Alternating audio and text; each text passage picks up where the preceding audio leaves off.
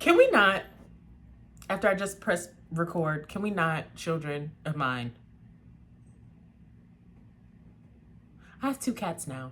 I don't know where the small one is. Where is she? I don't know where she is. She's running around somewhere. Her name is Evangeline, but we call her Sesame Seed. Don't ask why. It's gross. Anyways. Have I been gone for like eons and eons? When was the last time I posted a video? Actually, let's go ahead and see because I'm on YouTube. Sir. So when did I start? Oh, August 4th. Okay.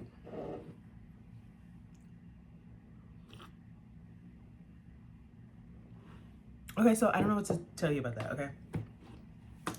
August 4th was the last time I posted a video. The last time I posted a video like this, where I'm just kind of like talking about my interests and things that I like, it was July 27th.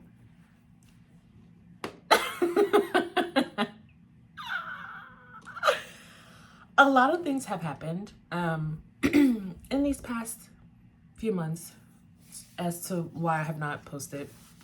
I will not get into them in this video because I want to do a mental health check-in video, and then we'll kind of talk about it over there. And pause. I've been watching a lot of Juno Birch, The Sims. I've been rewatching all of her videos. Pause. 3 of my favorite channels have posted within the last 24 hours, and I don't know what to do with myself. I want to watch them all, but I need to record this video, and then I have to go to work. So there's that. Oh, there's that. I got a job. I brought a second cat home. I got my tongue pierced. A lot of things have happened, okay? But nothing has changed because I want to talk about mythology again. But the thing is, I had this immediately come back to mythology. The thing is, I had this wrote out July 30th. So like I had this wrote out July 30th. I had something about grapes that I wanted to talk about July 30th. July 31st, I wanted to talk about superstitions. August 12th, I wanted to revisit parenting styles. Because I think I talked about that for a brief second, but being a nanny, and like seeing different families, it just like made me realize we suck. As a generation raising the new generation, we suck. Anyways, August 12th, mythos versus logos, but that was actually going into like superstitions from like different cultures and stuff, like really cool things to me, really cool that I wanted to talk about, but I just never got the time to. Because a lot of things happen, and yeah, so, but I wanted to revisit creation and destruction because I'm a mythology girly. I don't know what to tell you. I like stories, I like storytelling, and I love mythology, okay? I feel like I need to slow down. I am drinking coffee. I'm drinking coffee, okay? Should I be drinking coffee? No. Am I gonna have to shit in like 6 seconds? Yeah. Immediately, as it hits my stomach, immediately I'm gonna have to shit. However, I want to drink coffee because I have not had any breakfast and I kind of feel like I need something hot. Do you like my cup? She doesn't even go here. And then over here it says Burn Bug. This cup has been in my car for months.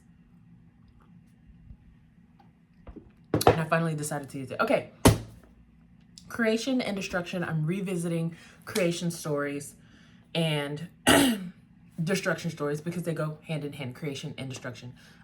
In the video Allegations and Cattle Birds that I posted on July 18th, I talked about American Indian creation stories, and I kind of get my thoughts on that because I was in an intro to mythology class. I'm not in it anymore. Shout out to Dr. Keith Kopka. Freaking love him. He was in that. He was my teacher in that class. I freaking love him, and I want to take another class by him. I don't know how to do it, so, but I am not in that class anymore. But I have since purchased myths and legend books so that I can read them, and eventually I will get into reading those and like giving my thoughts on some of the stories because I'm a mythology girly. You know how Brittany Broski is like in love with like the Roman Empire, like actually. Not like the meme. You know how she actually is like in love with that and is in love with like art history? I'm in love with mythology and storytelling and all of that stuff. So, excuse that. So, I wanted to come back and just basically revisit creation stories and look at different examples of creation stories and destruction stories, because when I was in that class, we looked at some examples of how different cultures and different time periods believed in an origin story and what that origin story was, and then also how they believed that the end of the world was going to happen, so destruction, and how they go hand in hand. So, origin stories, and I have notes here, so if I'm looking down, you know the drill. I wrote it down like months and months ago, so I don't really remember, but I'll remember when I'm right. Origin stories or creation stories are always specific to the culture that they are coming from. They tell us about the world, the universe, and how the people in that culture and in that group, in that period, really resonated with how the world began and what actually happened and how they got there. Were they made of dirt? Did somebody build them from clay? Did somebody literally separate the sky from the ground and then put people in that space between? Because that is an actual origin story. So they tell us about these things, but they also give us some types of values and beliefs that these people believe in. So 2 examples that we went over, I think it was like the 4th week of this class. Like I said, I'm not in the class anymore, but it was like the 4th week. The 2 examples of origin stories that we kind of went over in that week was the Big Bang Theory and ancient Mesopotamians. If I'm saying that wrong, sorry. Okay, the Big Bang Theory, as you know, you probably already know it, but the Big Bang Theory is about a mix of it's a mix of science and myth. So like astronomical science and myth, and it tells us how the universe began and how we all were created. Yeah, we'll get deeper into that, whatever. And then the ancient I need to slow down, I'm sorry. Let's have a coffee break. Everybody take a sip of your drink right now. Lukewarm coffee, thank you very much. Ancient Mesopotamians believe there to be a divided world of the sky, the earth, and the sea. And stories like this with these elements lets us know about their culture, just like the Big Bang Theory tells us about the importance of science in the 21st century. So in the week for lesson 1A discussion, because if you are in college or you're familiar with discussion boards, you have to do discussion boards every week, and you have to put your answer, and then you have to respond to somebody, to 2 people, and then you get graded. Okay, simple. But the question was for the lesson 1A discussion board. The question was, how might the creation story in Genesis 1 be particularly well suited to how contemporary Western cultures think about and relate to the world around them? That is a very long question, and I had to read it a couple times. Okay, so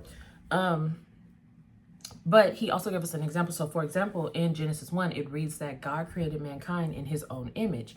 Not all religions imagine that their gods look like them. For example, Hindus believe I'm so sorry, I'm gonna butcher this immediately, so sorry. Brahmas,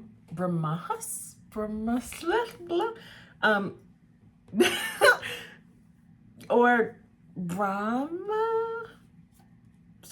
Brahma has 3 faces and 4 arms. What might it say about people that they imagine their God to look like them? So why is it that Christians believe that God created all of us in his image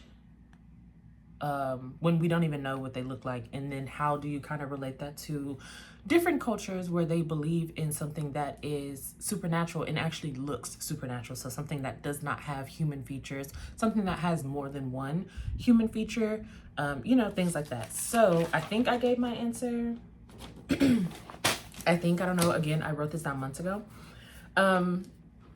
Obviously, we know that creation stories are myths, and myths are a way for people to have some sort of understanding about things like life and death and emotions and how we come about, how we are made, how we think, how we feel, how we act, why we do those things, why we act that way, why, you know. So, pause.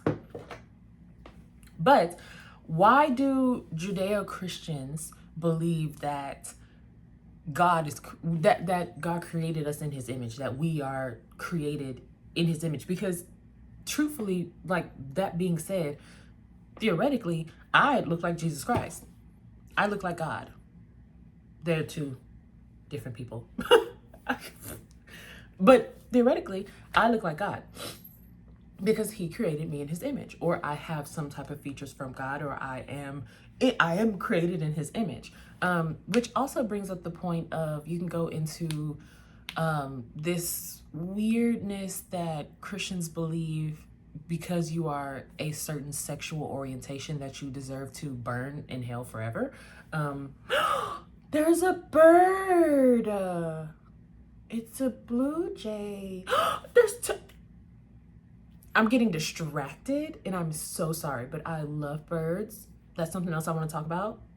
It's just sitting there. How beautiful. Hello, queen. Anyways, getting distracted. So there's this, it flew off. Okay, great. So I can focus. There's this weird thing, and it's been going on for years and years, that if you are not exactly like if you are not exactly, I'm trying to like keep race out of it, but at the end of the day, I'm gonna say what the fuck I want to say. If you are not exactly like the white man says you need to be, to look, to think, to act in the way that the white man, believes that God has created you and has intended for you to act, then you shall burn in hell. For example, I like girls. I'm going to hell. According to Christianity, according to the man-made Bible that we read, or that some people read, I don't read it, but according to the man-made Bible, man-made, mind you, God did not make that Bible. Some man did, and then it has just been that story, that man-made story has been taken and thrown everywhere, and we just keep reiterating the same thing, just in different forms, in different fashions, in different words. So this man-made story has said that if you do not like a man, if you are a woman, and a woman if you are a man, and that is strictly how it is. If you are a woman and you're not, doting on your husband and whatever, if you're a man and you're not serving your family and bringing home the bacon or whatever, then you go to hell. Why is it that, and I always ask this question whenever someone says, oh, you're going to hell because you're gay, or because you like girls and boys instead of just boys. And I always say, well, if God made me in his image, he created me. This is your story. If he created me the way that he did, and he makes no mistakes, according to you. So if he created me in the way he did, why would he make me in his image be gay? Or like girls. I don't want to say that I'm gay, because I like girls and boys, okay? I like whatever you are. Hey, whatever you are, whatever you identify as, I don't care, as long as you are nice and you love me. But why would he make me in his image? Theoretically saying, you are to be like me. I am to make you like me, my child. I am to make you like me. And then make me like this, and then condemn me to hell. Why is that? Doesn't make sense. You either make me in your image, or you make me as a mistake and I go to hell. Well, I don't understand where that meets. And so that's why I have such a problem with some Christians. I really do. But I just went on a side tangent. I just needed to say that because it kind of goes hand in hand with the whole, created in his image thing. But why do Christians believe God? Oh, I wrote the question wrong. Why do Christians believe that they are made in God's image? Simple. And I said, I feel like Christians would rather think about God being somewhat like them because it might be comforting to them. Seeing God as this, for lack of a better term, relatable figure can make some people feel less guilty about things that they do or mistakes that they make or anything like that, because I am created in God's image. God created me. You know what I mean? So it could also be comforting to think that there is someone otherworldly or supernatural that is akin to us. And I think that's what makes people feel makes Christians feel better about themselves. I don't know for certain, but that's just what I think. I don't really know. So, but I feel like that's what brings Christians comfort, is knowing that there is someone saying that they are created in his image. You know what I mean? Excuse me, I'm sorry. But I lost my train of thought, sorry. So, I should not be drinking coffee. I just lost my train of thought and it's getting hot. Am I gonna snatch this wig off? Maybe. We'll see in the next like 20 minutes. Okay, so now that we know more,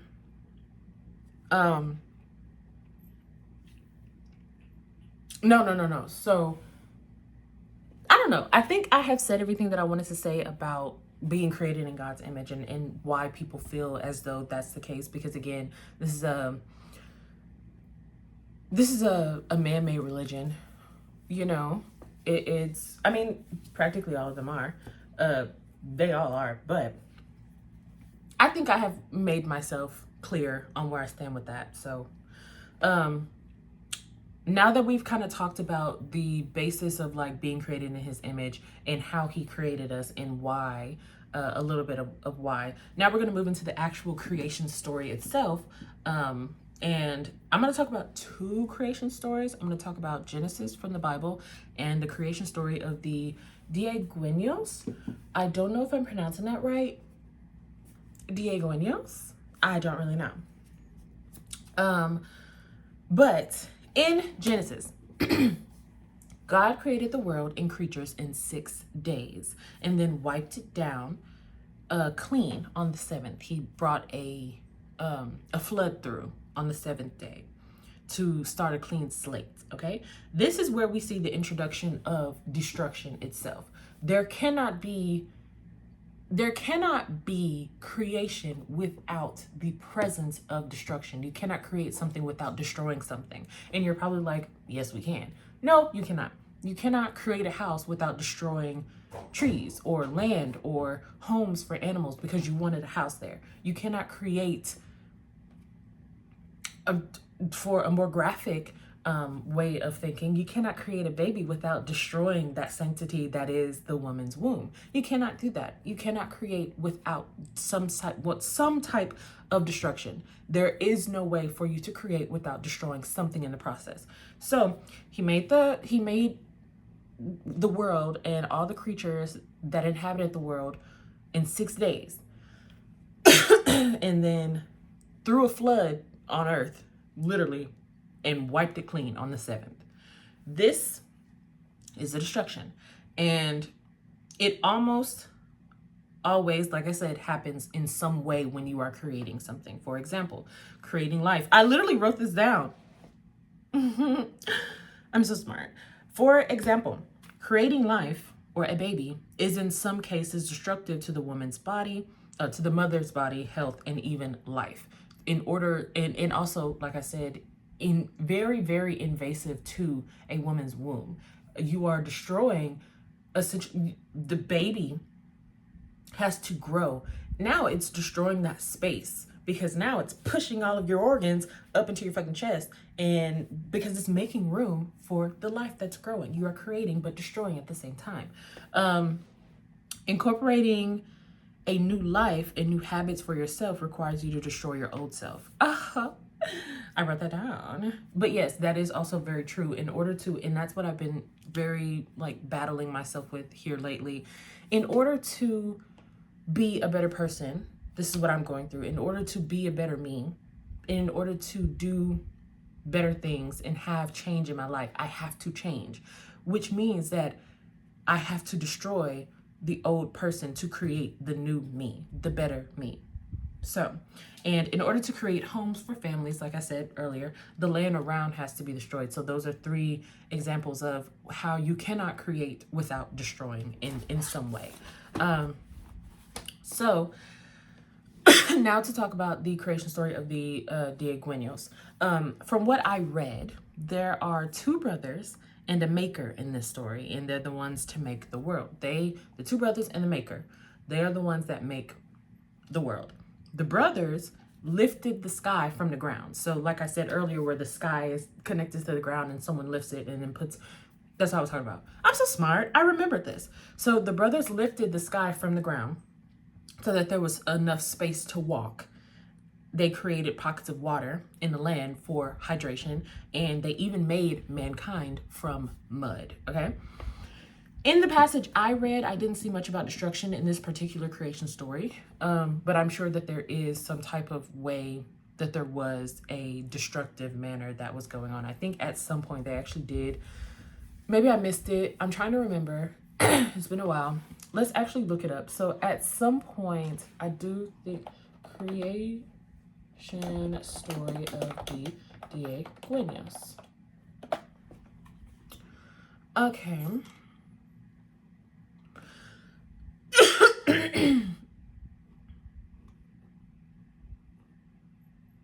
Where am I trying? I'm trying to find it. Okay. The Diegueño story of creation, Diegueño myths about the creation of the world. Let's see if this looks familiar. And this is also an American Indian tribe. I think it's this one. Excuse me, apartments.com. No. Okay, yeah, so this is the story. This makes me so excited. It makes me so giddy. Okay, so, we are going to dig in the ground and find mud to make the first people, the Indians. So he dug in the ground and took mud to make the first men, and after that, the first women. He made the men easily, but he had much trouble making women. It took him a long time. After the Indians, he made the Mexicans and finished all his making. He then called out very loudly, "People, you can never die and you can never get tired, so you can walk all the time." But then he made them sleep at night to keep them from walking in the darkness. At last, he told them that they must travel toward the east where the sun's light was coming out for the first time. The Indians then came out and searched for the light, and at last they found light and were exceedingly glad to see the sun. The maker called out to his brother, "It's time to make the moon. You call out and make the moon to shine as I have made the sun. Sometime the moon will die. When it grows smaller and smaller, men will know it's going to die, and they must run races to try and keep up with the dying moon." The villagers take... Okay, so yeah, this is the story. It's very short. It doesn't really tell me anything about destruction, but we have given some examples about how creation and destruction go hand in hand. So, but that's the story if you want to look it up. I think it's very cool. So then, after we have learned about these creation stories, we moved into apocalypse stories, which are our destruction stories. Because let's go ahead and pull up. Alex, go ahead and pull up how do I spell apocalypse? I'm sorry, apocalypse meaning, because the way that he explained it, yes. So apocalypse literally means the complete final destruction of the world. So it is. Apocalypse means revelation or an uncovering in a biblical sense. So when he told us about apocalypse stories, he was saying this basically means destruction. This is where we see the destruction happen. So the week 4 lesson 2, these are the stories. Destruction is usually referred to as apocalypse or war or a war. Destruction is a major component of many creation stories because, like I've been saying, creation and destruction go hand in hand. In Genesis, the world is made in 6 days by God, only to send a flood on the 7th to destroy everything and start over. Afterwards, God told Noah that he'd send no more floods, but there would be a judgment day, which is what you hear a lot about preachers say, judgment day or a revelation, which is when there is an a very catastrophic, destructive, eventful apocalypse, the end of the world, essentially. And that is a judgment day. It is where you are judged, for lack of a better term. It is where you will be decided whether you go to heaven or hell. Judgment day. This is an apocalypse, a war. So Revelation, the title of the book of Revelation comes from an ancient Greek text, apocalypse, but it's spelled Apoklyp, apocalypsis, SIS, yes. In English, this means unveiling or revelation, which is where it comes from. It begins with John on the island of I can't read my handwriting. It begins with John on the island of Patmos, who is addressing a letter to the 7 churches of Asia. And then it depicts a series of apocalyptic visions. God then appears to John and gives him visions of the apocalypse. Virgin Mary appears and heaven appears, as does Jesus and Satan. There's a battle between heaven and hell, and Satan is defeated forever. Then angels appear and destroy earth. Very crazy. Virtuous people are then revived and redeemed. So what all of that basically means is that in the biblical sense, when the end of the world comes, there will be a great spiritual, supernatural, otherworldly war between heaven and hell. So God and Jesus are duking it out with Satan and the devils, okay? And at the end of the day, God wins, because why would he not? It's the Bible. So he wins, and then he sends angels to destroy earth. I don't exactly know why. Maybe I wrote about it and like understand why here, but no, I actually went to something else. Anyways, because we talked about to creation and to destruction. So he wins and he sends angels to destroy earth. And once they do, whoever is righteous or virtuous in God's eyes is then granted paradise, heaven, essentially. And whoever is not goes to hell. But how do you know who is righteous and who is virtuous and who is not? Because, and it's so weird because you could be a murderer or like a PDF file, and you could go to church and be like, I've given my life to Christ and I've repented and you know, I have atoned for my sins. And now you expect me to believe that you are going to, on judgment day, go to heaven? That's weird behavior. You deserve nothing but hell. That's weird behavior. Anyways, that is essentially the story of Revelation, okay? The other destruction story that we talked about was Ragnarok. We're getting into Norse mythology. Oh my gosh. Calm down. Pause. That is really cold. Ragnarok is another example of an apocalypse story from Norse mythology. Excuse me. And it isn't only the end of the world, but it's also the end of gods. So it's not just the end of mankind and then, you know, God prevails. And no, everybody can get it. It's everybody can run this fade. Everybody going down.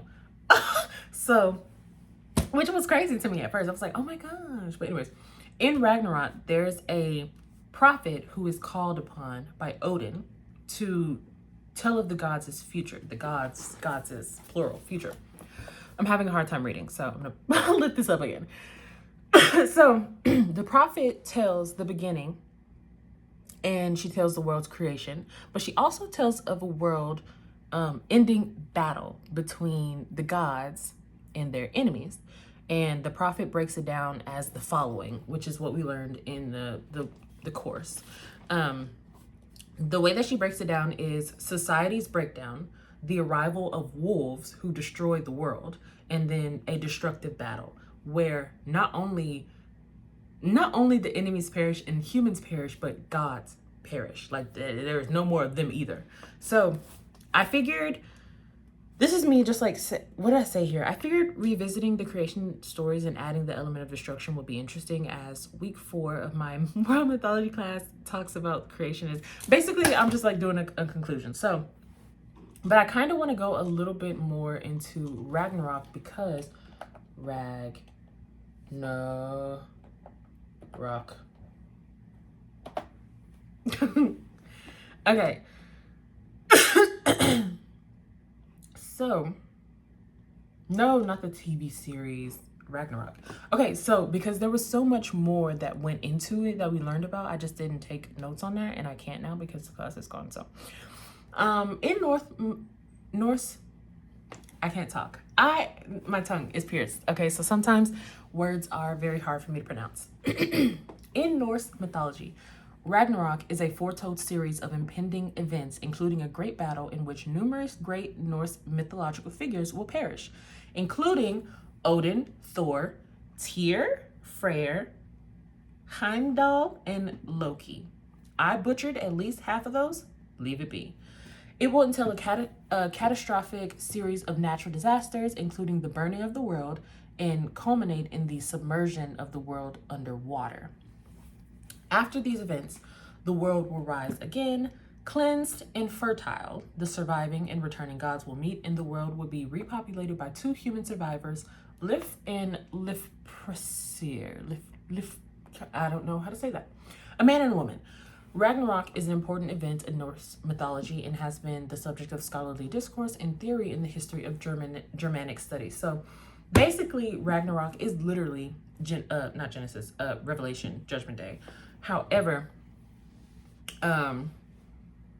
there is no repopulating the earth in Revelations, or maybe there is and I just didn't read it. Maybe we should look that up as well. But I didn't know about the world rising again. So again, we have this element of destroying, creating, destroying, and creating again. Like I said in Genesis, there was creating in 6 days, destroying it on the 7th, and then creating again, and then saying there will be no more floods. However, we will destroy it again on Judgment Day. And it's basically kind of like this too. The world is created, it is destroyed, it rises again clean for a clean slate, and then whoever is left, which was just Lif and Lifprasir, identical in Norse mythology. Lif, identical with the Old Norse noun meaning life, the life of the body, and Lifprasir,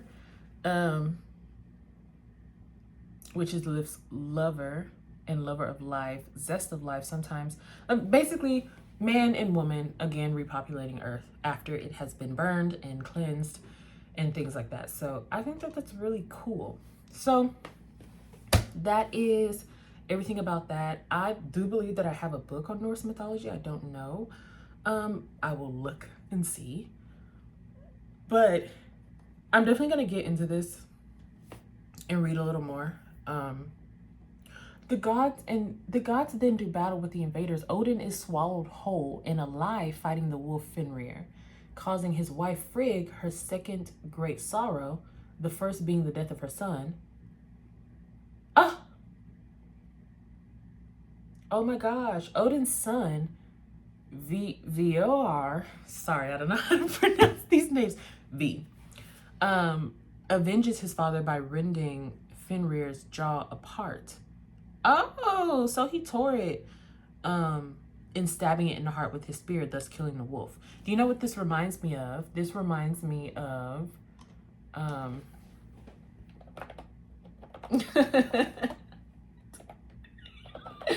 it reminds me of Twilight.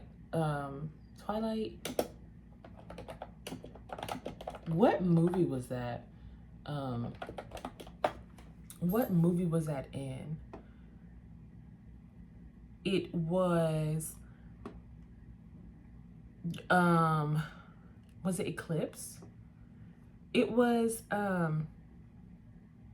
Volturi Confrontation. So I have not seen Twilight in so long. Imagine I do a video all about Twilight.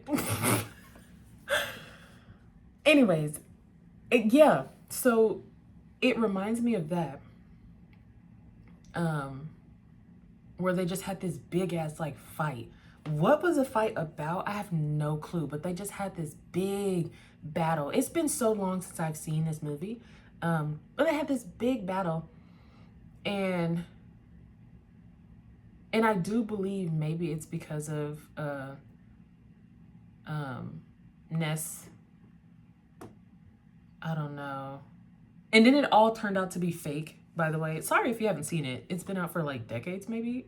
So fucking go watch it.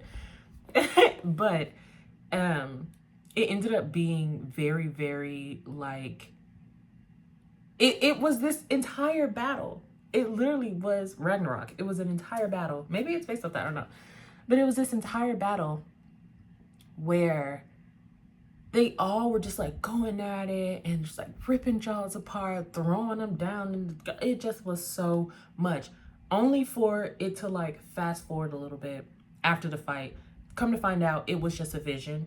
And I think Ness was Renesmee. I think it was her touching his face and like giving him that vision and being like, bitch, we gonna kill you.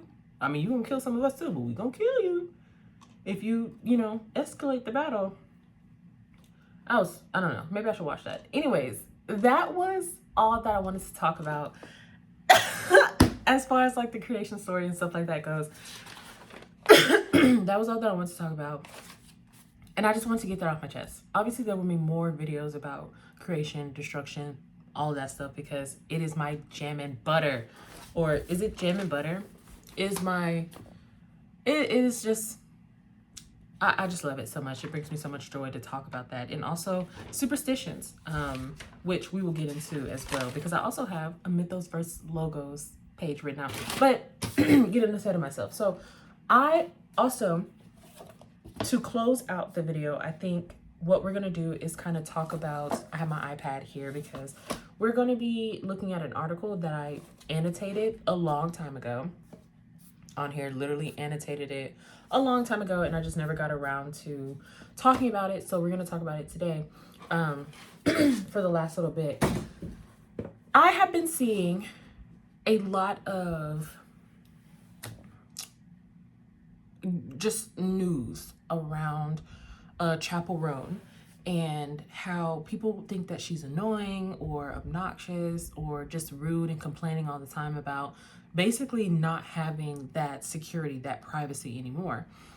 once you make art that people enjoy and that people resonate with, it kind of opens up this window of it opens up a catastrophic window of people not knowing how to mind their own fucking business. You don't know how to just stay in your lane and be a normal fan. You have to like Harry Styles the fuck out of it and know his auntie's middle name.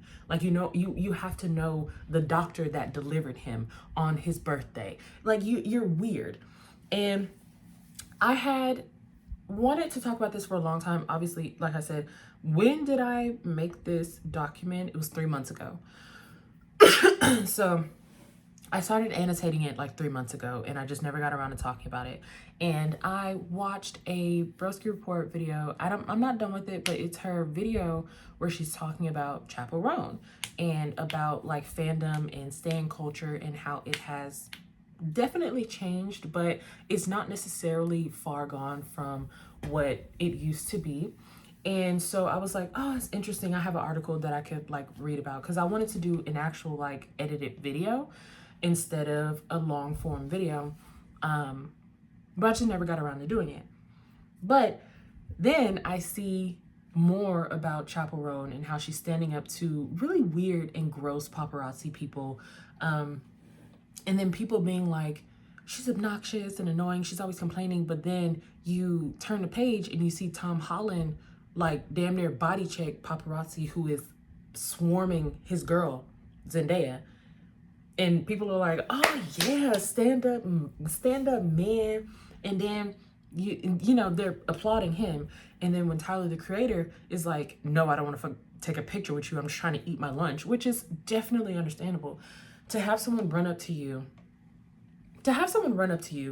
as you are in this open space, just because I'm in public does not mean that you have the right to, does not mean that you are entitled to come up to me, invade my personal space, and ask me for pictures. Because then if I say yes to you, 16 other people are gonna come, and I'm just trying to eat lunch.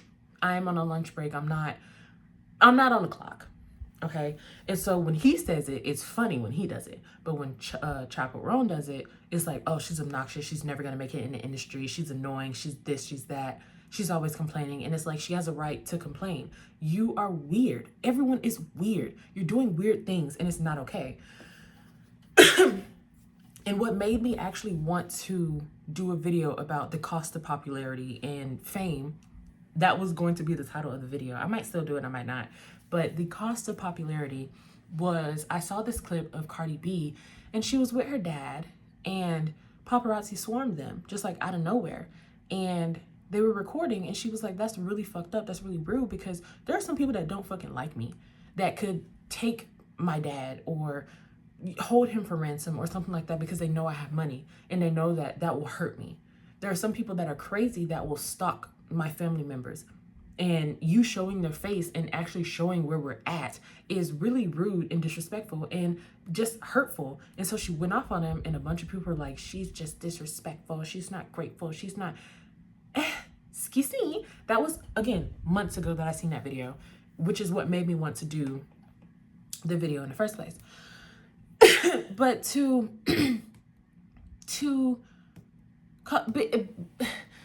because at the end of the day,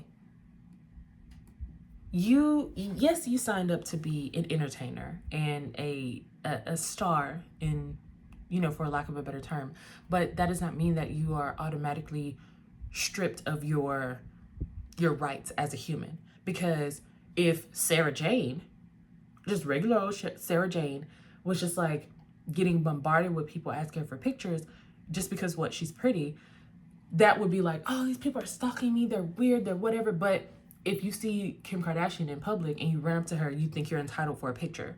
Or you think that when you see Zendaya, you are entitled for a picture. Or to just run up in people's face and they're just trying to have like coffee. They're just trying to have lunch. They're just trying to chill and be a human being, because at the end of the day, that's what they are.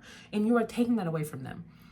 That privacy is no longer there when you, it's like you, unfortunately, when you become famous, which is why I don't want to be famous. If you want to like subscribe or whatever, you can. But you will never see me in public like taking pictures with people. Unless it's just like you weren't rude about it. You came up and I was actually like in a good mood, or I wasn't doing something or actively doing something like trying to enjoy my food. But it's like when you sign up, when you make that viral video, when you blow up in the music industry, when you make videos and you get 10 million subscribers overnight, when that happens, it's like you immediately sign over every little piece of privacy that there is. I was looking at Wikipedia earlier, Chappell Roan, and I was like, it's crazy how the second you get famous, there are a million people that will immediately find every little piece of information about you. And then somebody's gonna make a fucking Wikipedia page and put all your information. Why do you know where I was born? Why do you know the time and date of my birth? Why do you know my uncle's name?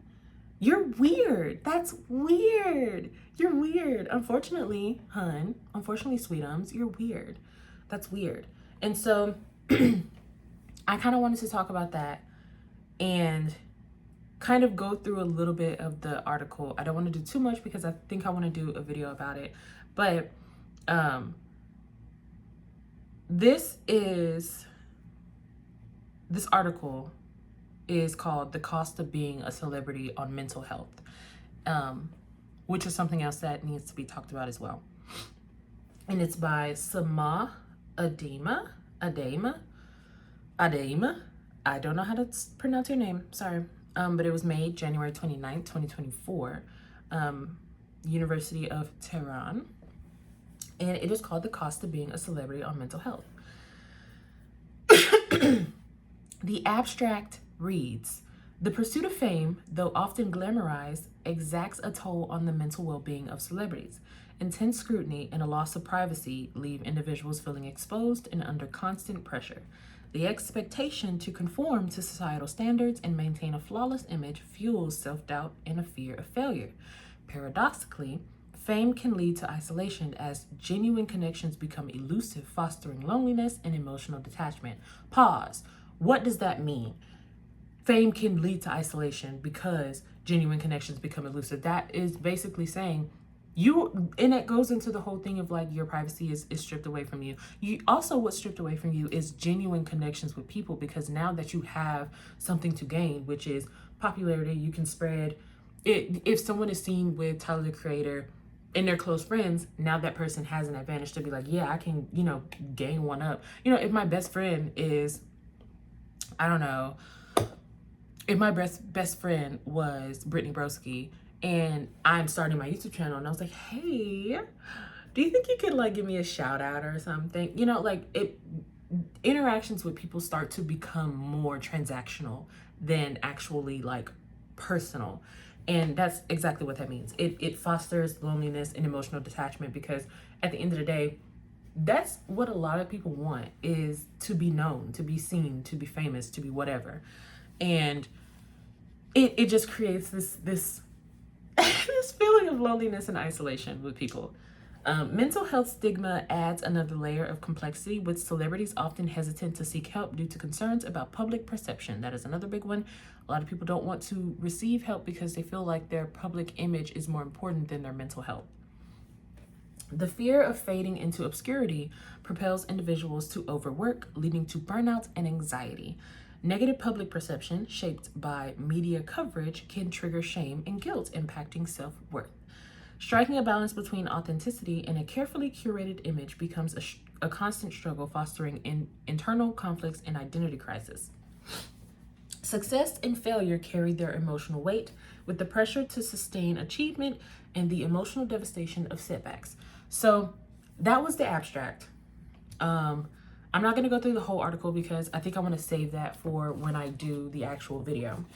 And because we're already at 47 minutes and I've been yapping enough.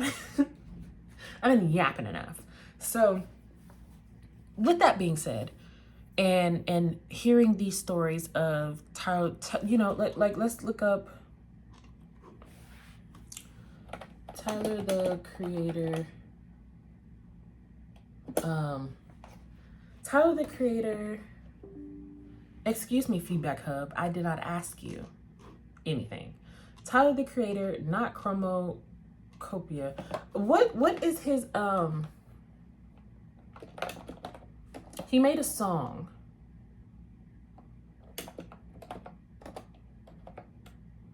Oh shit, I don't know what it's called. Oh, maybe that is. Maybe that is. Oh yeah, take it. Okay, yes, that is what exactly I was looking for. I don't know, I haven't heard it, but I just heard of it. So maybe that's it. Maybe that's the album. Maybe that's the album that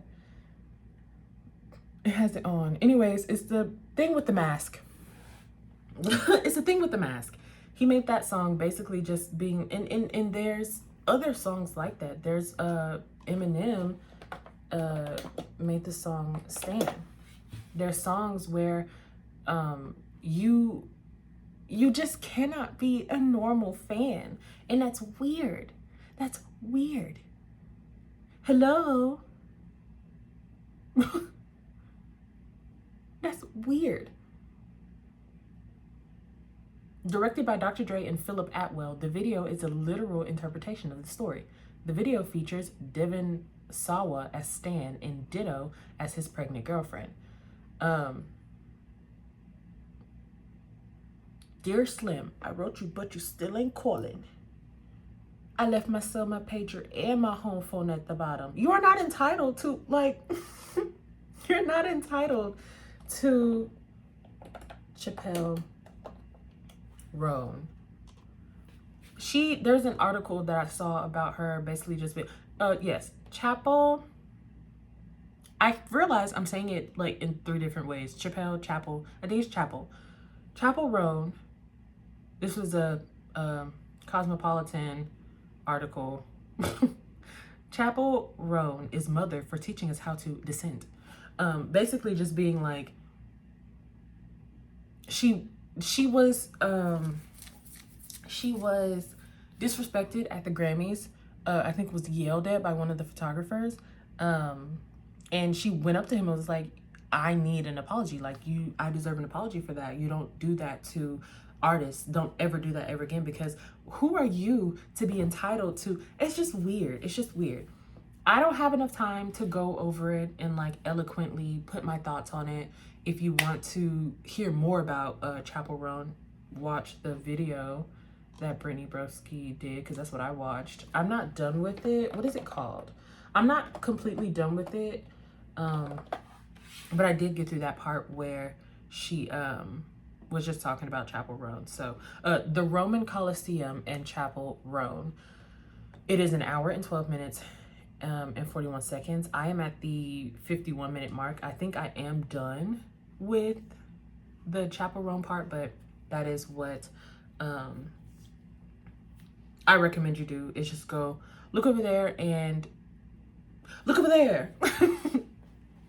I have ADHD probably, I don't fucking know. But go watch that. If you want more information, go look it up about stan culture and things like that. Be informed, because it's weird, and don't be one of those people. I swear, even if I saw Andrew Garfield, do you know how much I love Andrew Garfield? The way that I would lay in front of a train for Andrew Garfield. Or Matthew Gray Gubler. White men. Anyways.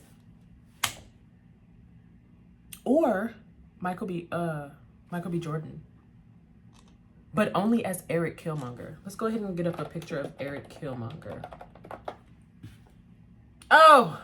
Look at him. Only as Eric. Oh my goodness gracious me. Look at his dimples. All right, let me get off here. I had a dream about him. It was not safe for work. Anyways, go look at that if you want to be informed. I'm going to make a shorter video about it that is more concise.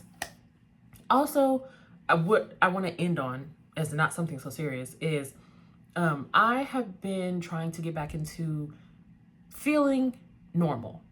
Because like I said, I wanted to do a mental health check-in, but I knew that I was going to cry on it, and I have to go to work in 1.5 hours.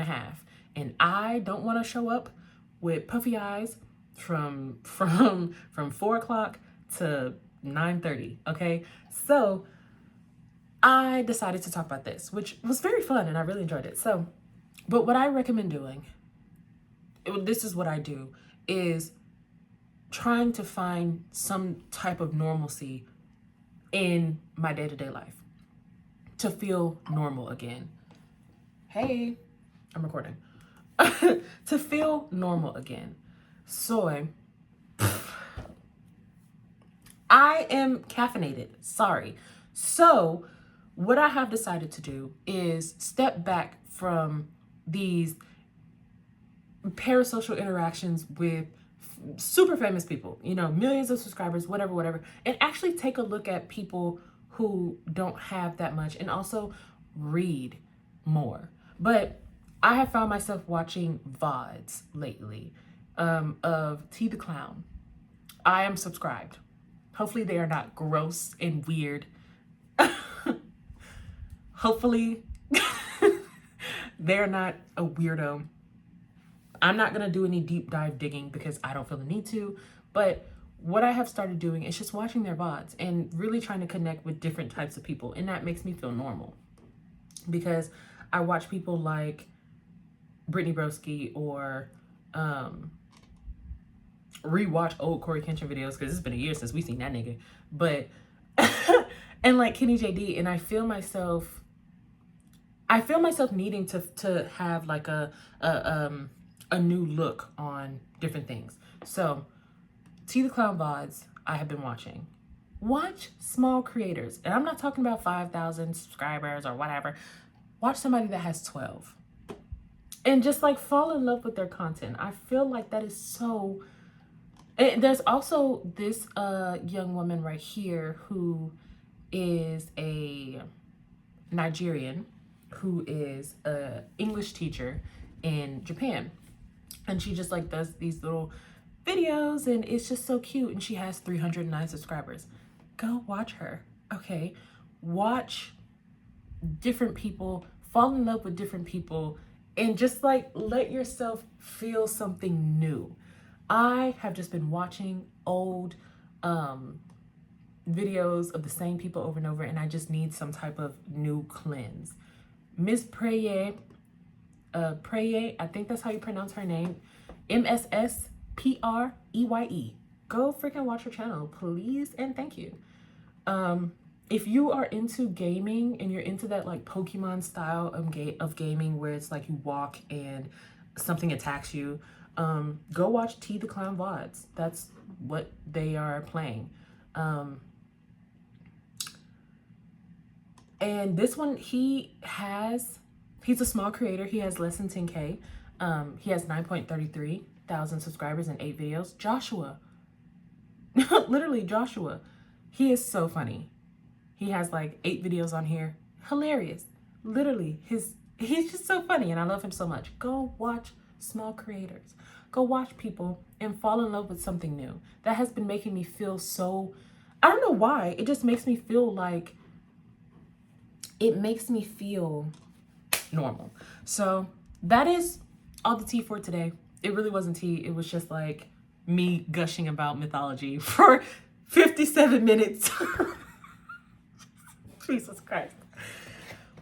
Hopefully we get some shorter videos in. I really enjoy making long videos because I don't really have to do much. I can record and start uploading it the same day and post it the next day. Like, it's not too much for me, but yeah. And I'm also going to do a video where I kind of talk about the books that I've gotten, mythology, and also going into fantasy, because I've been trying to get into fantasy books lately. Also, I'm reading this book called, damn, what is it called? Shit. I think it's called Silent Hill or Hilt. Shit, I don't fucking know. Oh man, what is it called? Because I'm in love with it so far. It's like, oh man, it's not Silent Hill. Oh man, what is it called? Damn. It's a book that is based in the 1930s.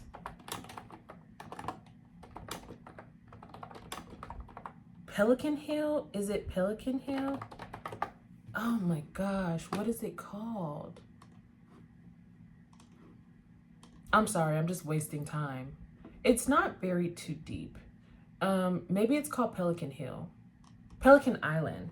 Maybe Pelican Island.